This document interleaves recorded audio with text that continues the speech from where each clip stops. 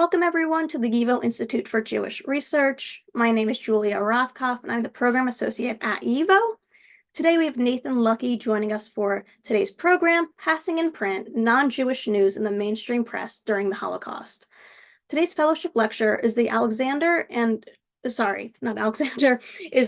Isidore Drench Memorial Fellowship and the Dora and Meyer Tendler Endowed Fellowship in American Jewish Studies. And we thank both those families for endowing today's fellowship. For those of you who do not know YIVO, we are a very special place for the celebration, contemplation, and exploration of Yiddish and Eastern European Jewish culture.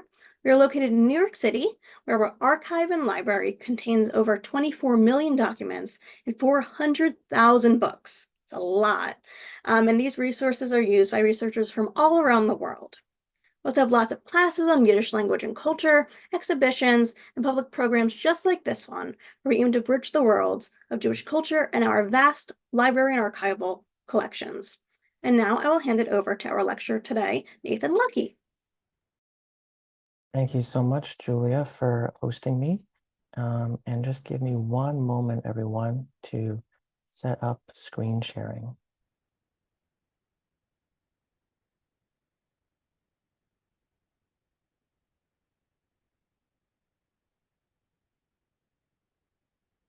I hope that is working for everybody. So thank you to YIVO for inviting me to speak today about my research and for having me as a fellow at the Institute.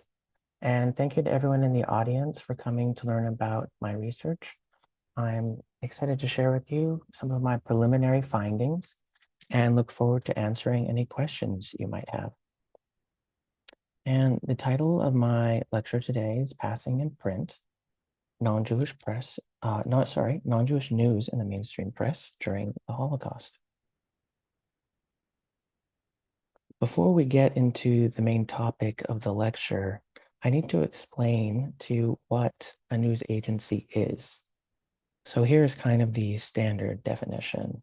A news agency is an organization dedicated to gathering, reporting, and distributing news from around the world to various media outlets, including newspapers, magazines, radio, and television broadcasters. Unlike media outlets that typically cater directly to consumers, news agencies provide raw news materials to other companies that publish them. So I'm going to turn back to this first slide, and you can kind of get the scope of the JTA's operations. So this is from 1928, this map, and you can see that they have offices all around the world in major cities such as New York, Paris, London, and so forth, and correspondents in other cities. And the way a news agency works, and it might help if you also think of something like Associated Press or Reuters, is they gather all that news and then they have subscribers, and their subscribers are generally newspapers who can't afford to have correspondents in cities around the world. So they subscribe to this news agency who provides them that news. And the JTA is a specialist in Jewish news, obviously.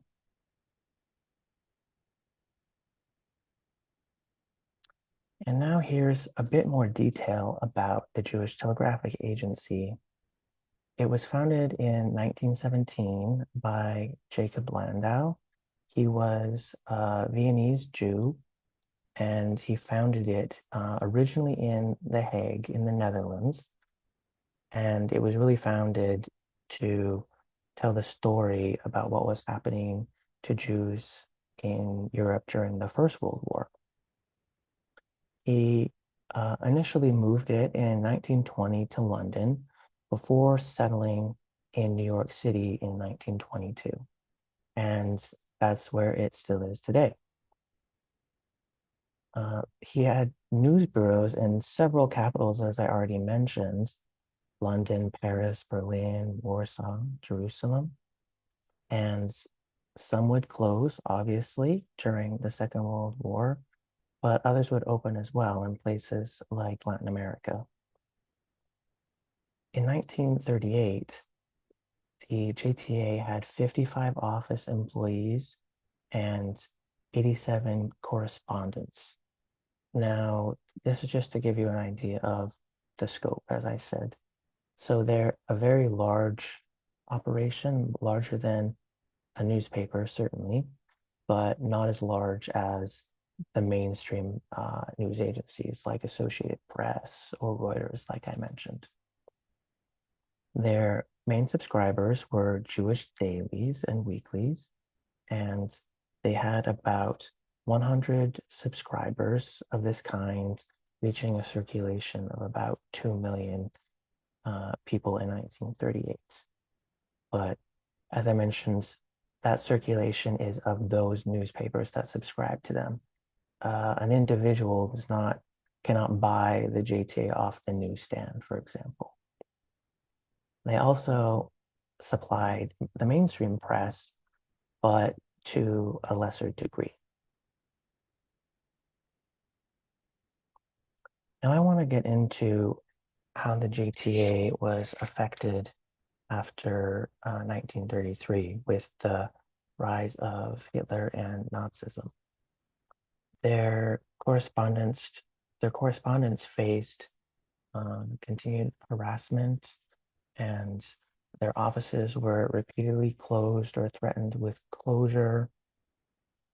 Some were arrested and expelled, and in generally, they just had greater and greater difficulty gathering news and also having mainstream subscribers, especially wanting to subscribe to their news. And this is at a time when they're trying to tell mainstream audiences now more than ever about what's happening to Jews in Europe and especially Germany in 1933.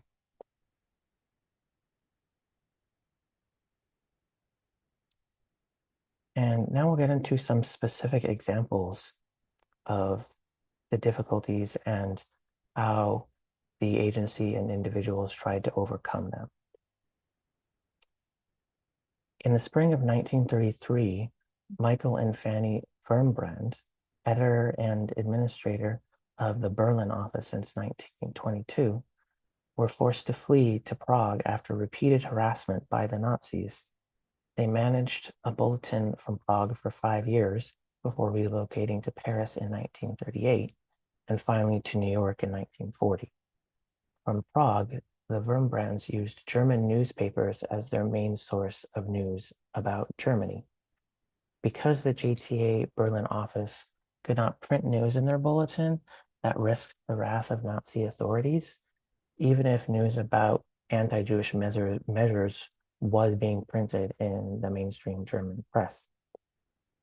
So much of these anti-Jewish measures that were happening were actually being reported by the bureau in Prague, by Michael and Fanny, husband and wife team.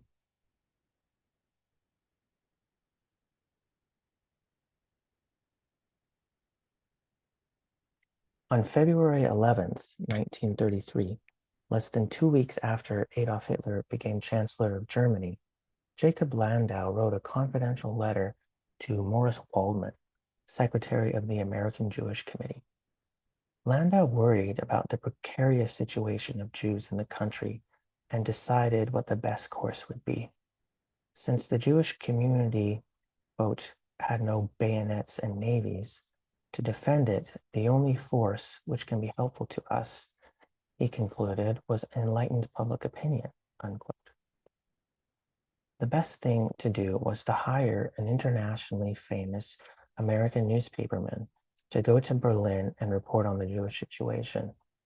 It went without saying that there should be no obvious connection between this man and official Jewish circles.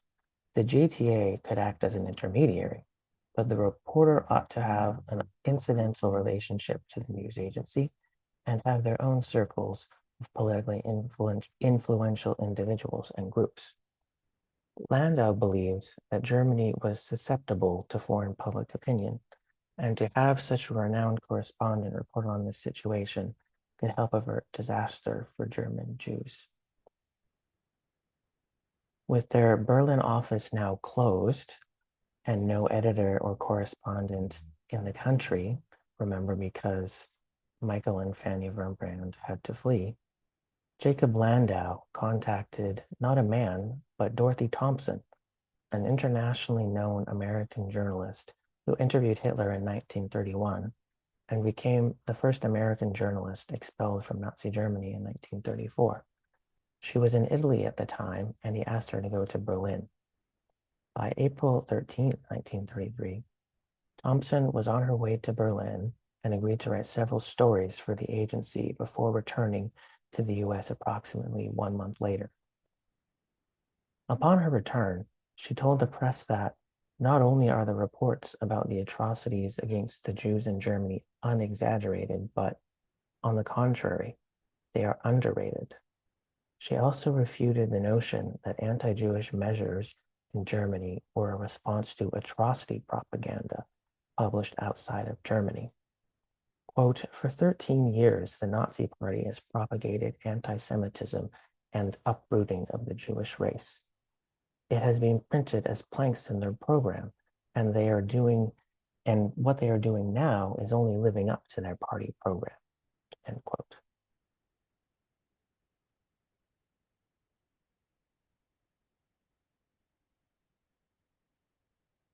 Just a few months later, in July 1933, the Gestapo once again closed the JTA office. Smoller had recently arrived from Jerusalem and wanted to fight for the office.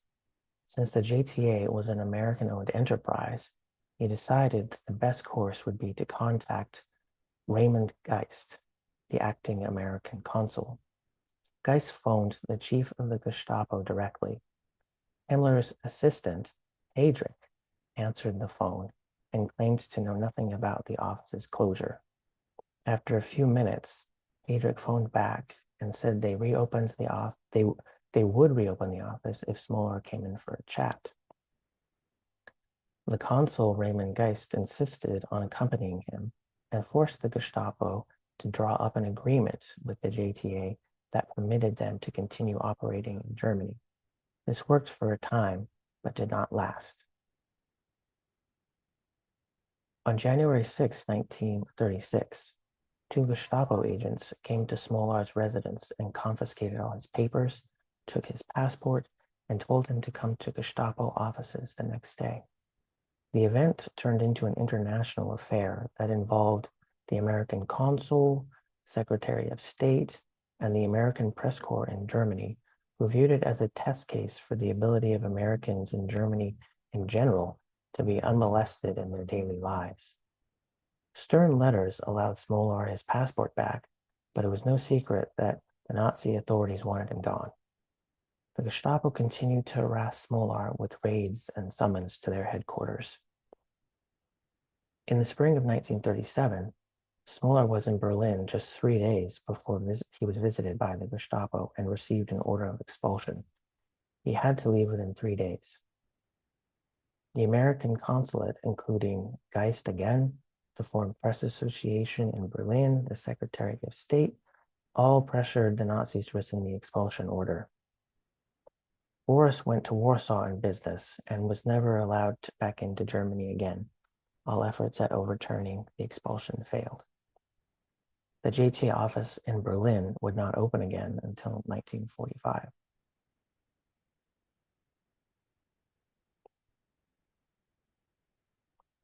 And now I just want to talk to you a little bit about how did news actually get outside of Germany. We talked a little bit about it with the Wurmbrands, who living in Prague at close proximity to Germany, so they could take advantage of having the newspapers and using that as a resource. But there were also attempts to get news directly out of Germany. In the beginning, Boris Smolar hired couriers to Amsterdam, Prague, and Warsaw, where they had either offices or correspondence. And they sent news from there to the agency's New York headquarters. The safest method he ultimately developed consisted of using friends and contacts within several embassies, especially the French, Polish, Czechoslovakian, Dutch, Austrian, Belgian, and British, who allowed him to write his news stories from foreign territory and send them through diplomatic mail pouches. If they're mostly Jewish citizens within Germany were also suffering under the Nazis, such as in the case of Poland, who had many Polish Jews in Germany being harassed. The sources in the embassies also became a source of news for the stories that Smolar wrote. And in many cases, Smolar would also give these stories an Innsbruck date line. The date line on a news story is essentially just where the news story is coming from, the city. And he did this to divert suspicion away from their work in Berlin. Innsbruck became a hub of anti-Nazi news, so much so that the German Foreign Office protested to the Austrian government, but an investigation into this JTA correspondent in Innsbruck, which didn't exist, of course, went nowhere.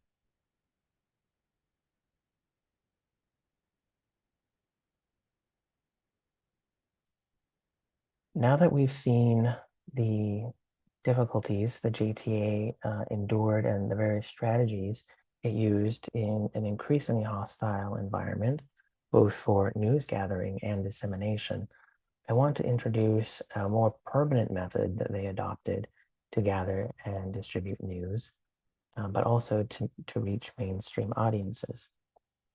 And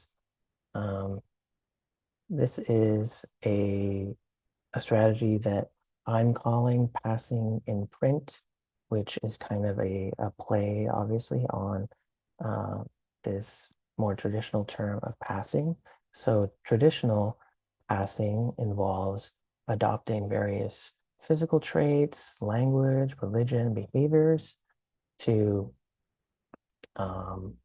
gain access to freedom, safety, and better lives. And obviously, this was adopted a great deal by Jews living in Germany or in occupied European countries, dying of hair, for example, using German if you knew it, and so forth. Passing in print is a strategic approach used by Jewish journalists and then later the Jewish Telegraphic Agency to publish news under non-Jewish bylines or through non-Jewish news outlets. And I think an example here is going to serve us by what I mean. From late December 1939, Victor Bienstock, at this time the JTA's London correspondent, without attribution to himself or the JTA, willingly gave news he had gathered about atrocities against Jews in Poland to non-Jewish correspondents who worked for mainstream papers to ensure its distribution to as wide an audience as possible. One day, Hannon Swaffer, who wrote a column for the Daily Herald, that's a London paper, phoned him to ask if he could reprint a story about the execution of 53 Polish Jews in Warsaw that the JTA had run at the beginning of the month. Bienstock agreed, but was a bit surprised by Swaffer's next suggestion, which was that for the story to receive wider adoption and be more effective, it would be better that the source, that's the JTA and Bienstock, was not revealed. While Bienstock thought Swaffer was a bit unprofessional, He agreed because he thought it would be worthwhile and also sent him additional material on Krakow.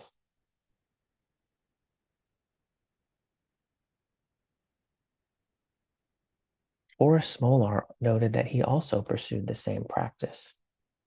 For a German, never mind a German Jew, talking with a foreign correspondent was potentially dangerous.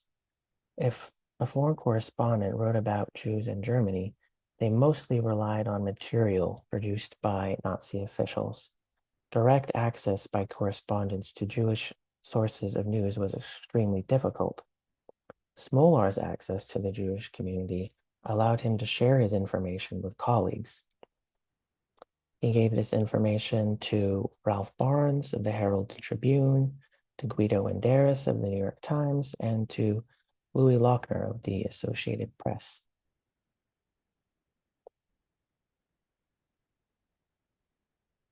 By examining the contents of the news stories borrowed by these non-Jewish journalists, we can see how they are afforded the ability to write about stories in a style that was potentially more compelling and in ways that the JTA did not allow.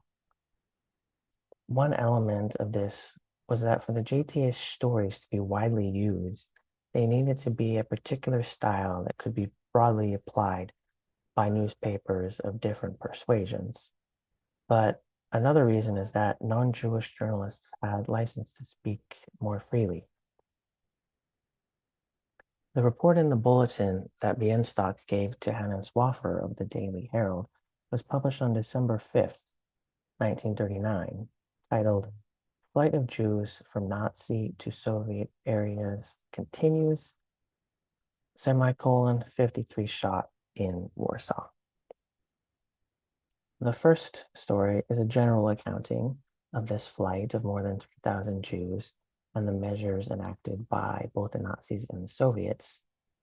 And in the middle of this overall story, there are two short paragraphs that report on the 53 executed Jews as reported by a Lithuanian newspaper operating in Berlin.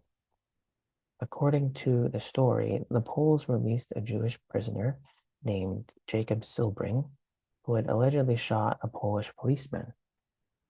The Nazis went looking for him in a house. The Jewish residents there questioned about his whereabouts, denied that he lived there, and when the Nazis discovered him in the house, they executed all 53 people living there. The article's publication by a non-Jewish journalist and newspaper brings renewed value to an old story in multiple ways. Of note is the discrepancy between the dates of publication. Nearly a month had passed between the JTA publication of this story and its republication, essentially, in the Daily Herald. It should be a worthless news story because it's not news anymore.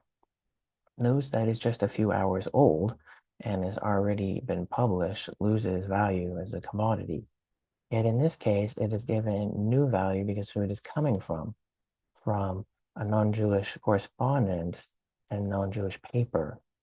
It is perhaps an indication that the attention of Jewish news was generally not great outside of the Jewish community. It is likely that a Jewish newspaper could not publish this story again without readers wondering why they are repeating an old story. Yet for non-Jewish readers, this was news because they never heard it before. Its location in the paper is also of significance. On page 3, in a regular column in the center called Swaffer's Headlines. It hasn't been buried deep within the paper where it is less likely to be read, which are more indicators that the editors of the paper had confidence that it would be news to their readers. Swaffer's article in the Daily Herald is more emotional, graphic, and personal, which speaks to the freedom non-Jewish journalists had to write in ways that Jewish journalists could not without risking accusations of bias. The title of the article was Poland's Worst Pogrom, Had to Dig Own Graves. Far from the bland title of the JTA's bulletin that week, it's meant to elicit feelings of horror, anger, or sorrow among its readers. The use of the word pogrom gives a misleading picture of the violence if the reader only reads the headline, implying it was spontaneous and chaotic, as opposed to the word execution by the JTA. From the first sentence of the article, Swaffer establishes his authority to speak about this subject by recalling his recent visit to Warsaw in August 1939. To the reader, Swaffer appears to be an authentic reporter of the event, even though he's not. The sequence of events that led to the execution is less detailed and portrayed the Nazis more negatively. According to Swaffer, after declaring that after declaring that some of them had killed a policeman, the Germans rounded up 53 Jews and shot them after making them dig their own graves, end quote. The Nazis, quoted by Swaffer, said to the last of the Jews, quote, "You will have the honor of being buried by German soldiers," end quote. It's not clear where this quote comes from, perhaps from additional material supplied by Bienstock. But after the execution, the Nazis imposed a fine on the Jewish leaders and warned 1,000 Jews would face the same fate if there was further provocation, the story said. The reaction of families when they were informed of what happened are also detailed. Women wailed and fainted. Men tore their clothes, and weeping and shouting could be heard from along the street outside. Compared to the JTA's reporting, there is less of an effort to create spectacle out of the scenes, many of which are not described in the original article. Writing in this style would be difficult or impossible for a Jewish agency if they wished to avoid charges of exaggeration, which Jews were frequently accused.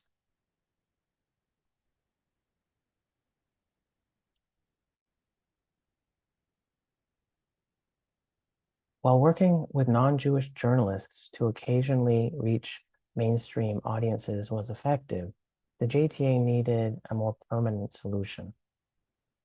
The seeds of that solution started to germinate in 1938 with a statement from Herbert Bayard Swope, the legendary journalist, winner of the first Pulitzer Prize for reporting, and creator of the op-ed page during his editorship at The New World. And he was also a government consultant. The statement, titled Exhibit B, circulated to American Jewish leaders as an endorsement for the creation of the JTA's plan to create the Overseas News Agency. Swope had spoken in detail many times with JTA leadership over the past several months, and he had reached several conclusions. The JTA's services were needed now more than ever. For Jews, yes, but also for democracy. Yet to him, it was, quote, obvious that the name Jewish, and he underlines the word Jewish in this document, Telegraphic Agency, was a serious handicap, end quote. The name, he thought, had been a problem for several years, and with a war quickly approaching, it would be impossible for JTA correspondents to gather news in many countries. Getting their news placed would be difficult too. Quote, for readers are bound to discount news about Jewish events emanating from a Jewish source, end quote.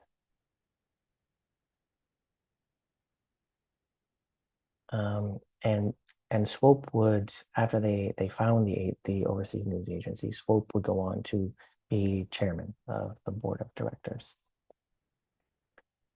The JTA announced the Overseas News Agency on July 14th, 1940, as a news agency that would, quote, cover accurately and objectively the news and devote itself exclusively to reporting facts It will indulge in no propaganda, preach no theory or philosophy, end quote. Its board of directors consisted of representatives from 3 different religious denominations, and its operation would be separate from the JTA. In some sense, the separation was true. Its budget, for example, was calculated separately. Its board of directors was not the same, and it covered a broader category of news than the JTA. Yet the personnel running the daily operations were almost identical, and the leading correspondents, not freelancers. Freelancers are just kind of temporary hires. They were primarily Jewish and filed for both news agencies, depending on the need.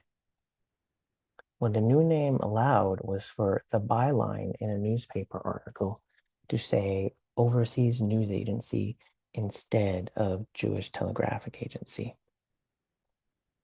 Despite the JTA disclosing this connection, mainstream audiences are unlikely to connect the two because they are just reading newspapers for the headlines or for whichever stories, and this is not likely, this announcement in their bulletin, not likely to be published widely by mainstream press.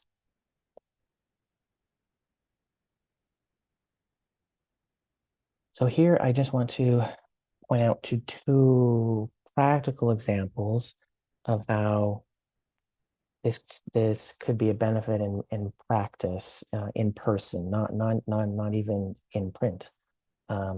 So these are 2 letters of certification for Boris Smolar signed on the same day, one for the Overseas News Agency and the other for the Jewish Telegraphic Agency.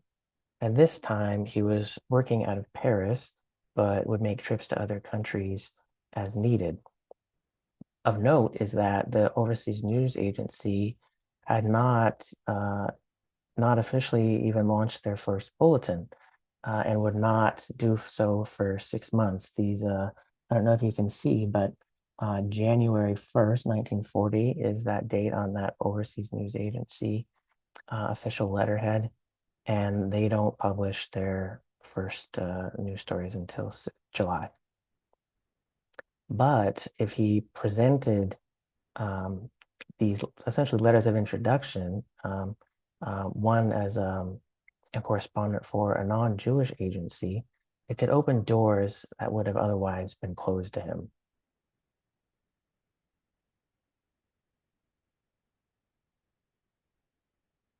And now I want to get into another example.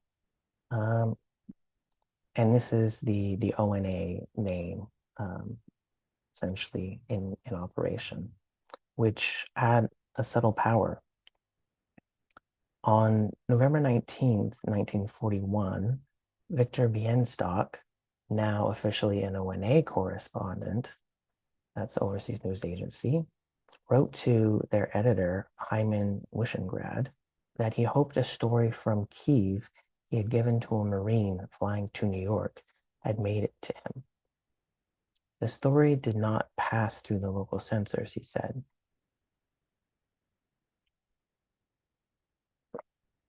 Wishengrad assured him that it had arrived and made the New York Post, Boston Globe, Oakland Tribune, and others. And I checked these, some of them on the front page as well. The headline reading 52,000 Jews are executed in Kiev area. This was the first news story about the Babar massacre that had occurred approximately 6 weeks prior and was the largest massacre of Jews up to that point in the war. When one reads the article, there is no sign that it's coming from a Jewish source. It was from the Overseas News Agency, and it was on the front page of some of these huge regional papers. Beyond concealing the Jewish origins of the story, the ONA allowed Bienstock to write in a genre of journalism that was explanatory and interpretive rather than simply reportage like the JTA bulletin or sensationalism, which was how Swaffer's column presented his story. Bienstock's reporting makes clear that this was no pogrom, but rather a massacre that entailed, quote, systematic, efficient executions carried out in accordance with a cold-blooded policy of extermination, end quote. It had seemingly replaced past policies that segregated Jews from society. This assessment of a systematic exterminationist policy against Jews from a non-Jewish source made the front page more than a year before such a policy was rediscovered by the press and announced by the government in the middle of 1942. And I just want to talk to you a little bit about this document here. So I found this this month in my trip to the YIVO archives. And I had never actually seen, I had heard of this report before because I've read his correspondence from another archive. So I knew about this story and I'd seen the story in the newspaper. But now this document, you can see the censors cross and stamp through this. That was originally trying to be filed as a cable. You can see it's kind of written in what they call cableese, which the editors would have to decipher and write out into a proper story. And it was never sent. And instead, luckily, Pilot got it out of the country and to New York.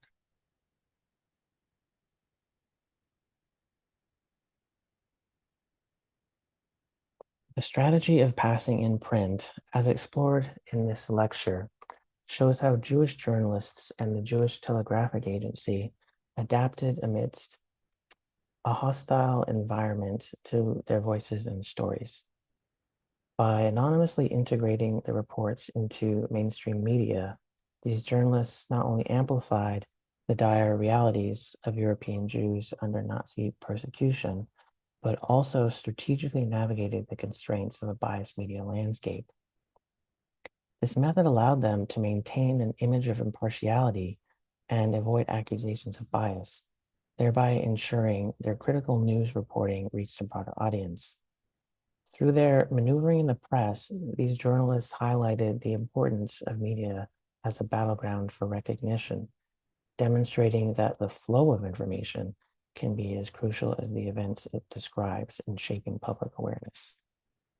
At a time of crisis, when relations between Jews and non-Jews were breaking down in many parts of the world, cooperation between Jewish and non-Jewish journalists improved as each depended on the other for news or as a channel for news. This not only sheds light on the underexplored tactics of smaller news agencies like the JTA, but also underscores the broader implications of how news is produced, disseminated, and consumed in times of crisis. And thank you so much, and I'm happy to answer any of your questions. All right, wonderful. Thank you so much, Nathan. That was a fascinating presentation. I want to remind everyone, if you have any questions at all for Nathan, please put them in the Q&A function on Zoom, and we will get to them towards the end of the program. Okay, so I have a few questions of my own, one of which is, so in YIVO's archives, there are a lot of different types of sources. What sources did you rely on most in your research? Was it JTA itself, correspondences between different JTA employees? What did you find most helpful in completing your? I think the correspondence is nice because nobody's worked on the JTA. like before. So um, I'm still in the early stages of my research, and I'm still essentially just trying to map out like what is this organization, who worked for them, how did they function, what's their relationship to the Jewish press, the non-Jewish press, to the government. So correspondence is really helpful because you get a lot of different names. And I spend a lot of time just looking up names of who people are, and I'm always very excited when I find somebody new and find out that, maybe they have an archive somewhere. Yeah, wonderful. Um, and then another question I have is, so you talked about passing in the American Jewish press, but did you see this elsewhere in other mainstream presses, say like Australian presses or South American presses, or is this purely an American phenomenon? So the one example I gave was actually in well, before they create the overseas news agency, and they're just doing this on an individual level. Um, it was all European as far as I've seen, because the Hanan Swaver one is in London, and Boris Smolar is giving his stuff to AP correspondence, which is a global news agency. So um, those type of things are distributed everywhere.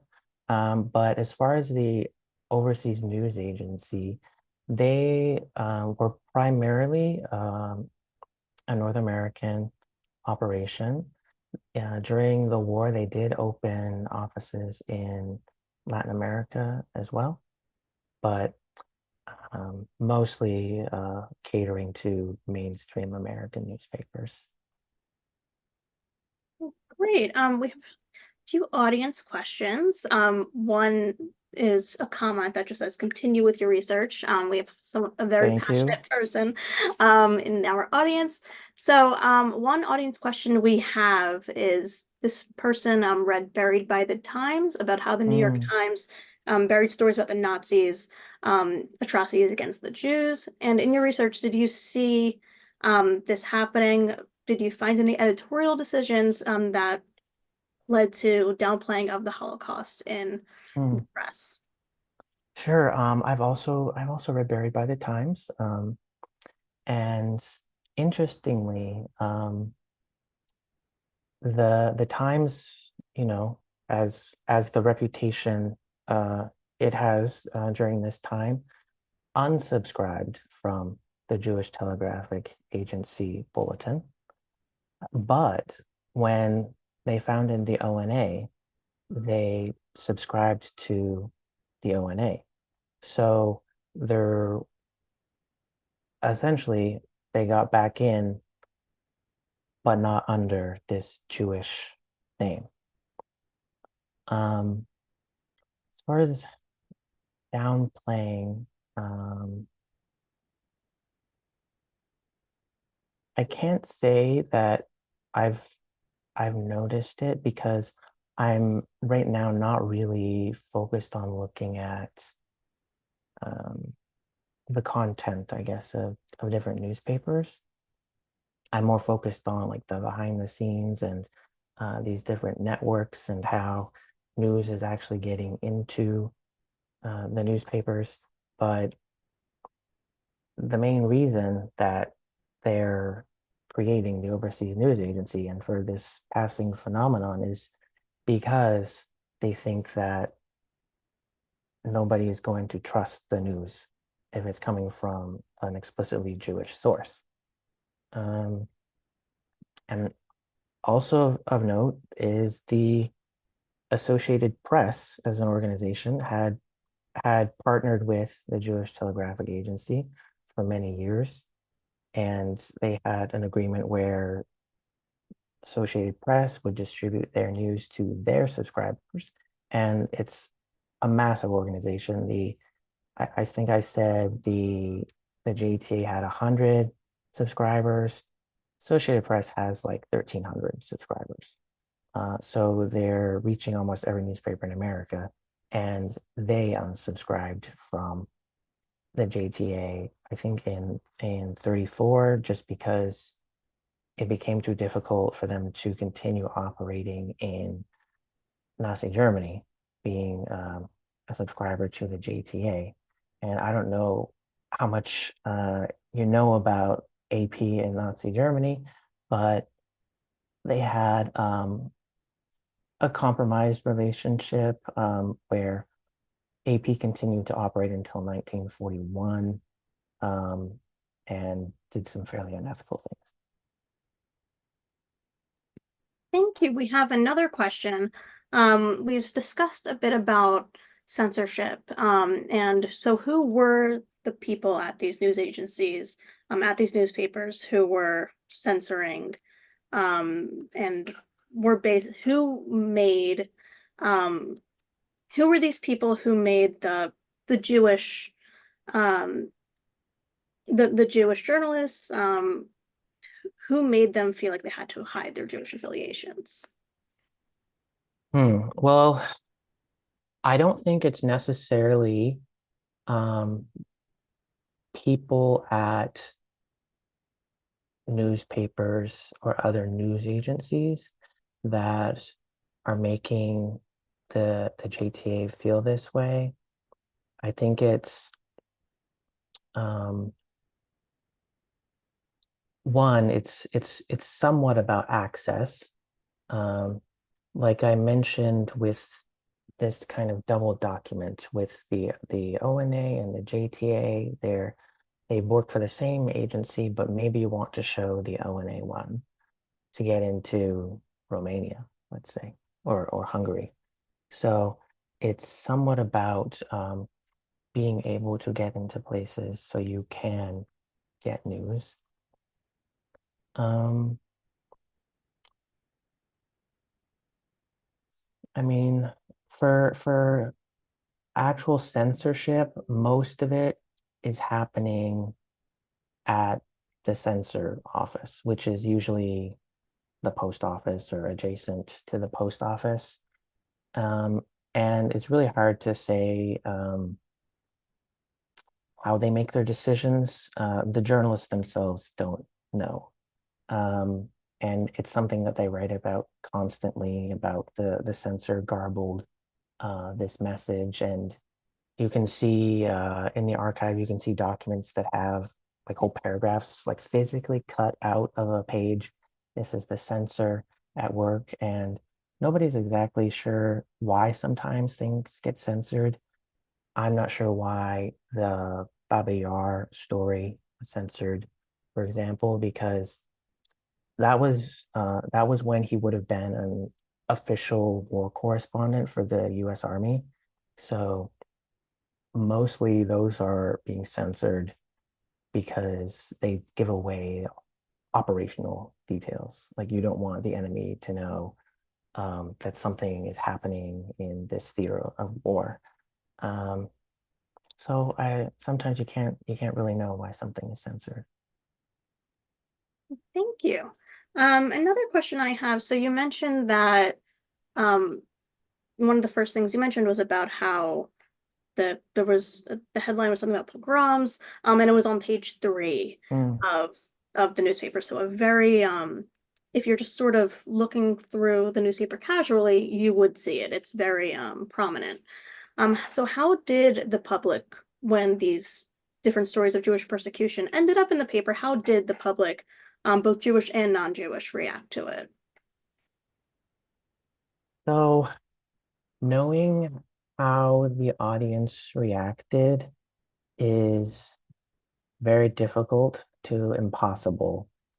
Um, you can sometimes get glimpses of this from how polling found people answered certain questions, but also polling until about 1950 is methodologically very unreliable. So it might give you a hint at attitudes, but it's not telling you the whole story. But polling generally found that it at least did not move Americans enough to want them to admit more Jewish refugees or admit more Jewish immigrants, um, or it did not move the United States government to increase their quota system. So generally, uh, I think the consensus is that news stories like this might have moved individuals and created sympathy among some people, and certainly there were many organizations founded to try to help Jews in Europe um, in any way that they could. But on in the grand scheme of things, it seems like stories like this did not move the needle. Fascinating. We'll finish up with one last question, which is what got you interested in this topic? And because something like the press, you mentioned that JTA is very under-researched by scholars. So what got you interested in researching JTA and researching the press in general? Yeah, that's a great question. I thought about this today too. So I um, I got into researching the press in my undergrad when I was writing my honors thesis. I'm from Canada, and I became interested in how Canadians responded to the Holocaust. So that was the initial entry point. Um, but as far as the JTA, it's really kind of by chance. When I was doing my MA thesis, there's so many theses that we do. Um, I kept coming across the in my research for this, looking at the Canadian Jewish Chronicle, which was the major paper for Jews in Montreal. They had something like JTA, like over and over again in all these stories, and I'm like, what is JTA? And I looked it up, and I discovered that it was this news agency, and my supervisor during that time, I just wrote a book on German news agencies, and um, I thought this would be a great project, and I quickly found out actually that their archive, which had been compiled in the 1950s by the founder, Jacob Landau, had burned down in a fire. And I thought that I was not ever going to get to do the project. But my supervisor settled me down and told me, I'm sure there are things out there. And of course, they were right. And I'm in the middle of it and on my way. Wonderful. And I think just sort of on that thread, one final question is why do you think the JTA is under-researched I in think, the scholarly world? yeah, I think because very few people are interested in news agencies, for one. Maybe 20 people work on news agencies in academia, and most people don't know what they are. Like, that's why I defined what a news agency was at the beginning.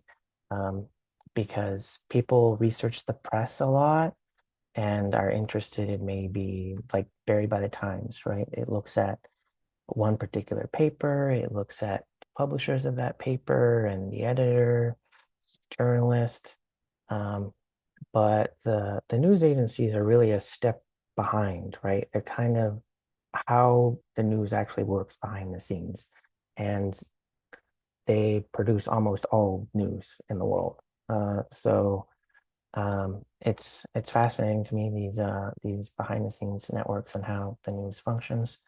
Um, and another reason is that a lot of people repeat this line about the archive being burned. It's impossible to tell the story of the JTA. Like when I've told professors like, oh, this is what I'm working on, or I want to work on this, and they tell me like, how, like the archive.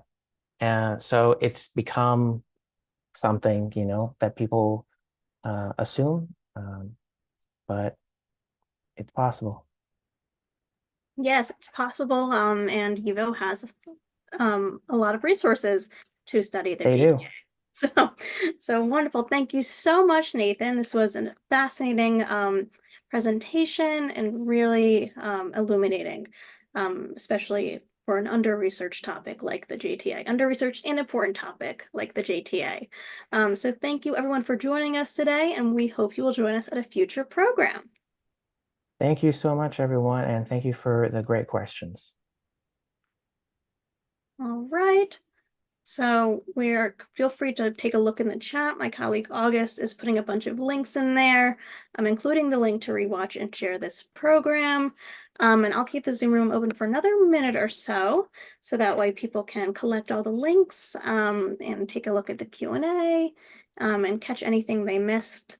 But again, this program was recorded and is currently available on YouTube. My colleague August put a link to rewatch and share the program in the chat. So that way, if you missed anything or want to rewatch anything, want to share it, you can certainly do that. All right. So our next program will be on, I believe it'll be on Thursday. Let me just confirm that. One moment. Yes, it'll be on Thursday. It is a book talk with Spencer Sunshine about his new book, Neo-Nazi Terrorism and Countercultural Fascism. I'll put a link to register for that in the chat. And then after that, we are winding down for our spring. We have a few more fellowship lectures, a few more book talks.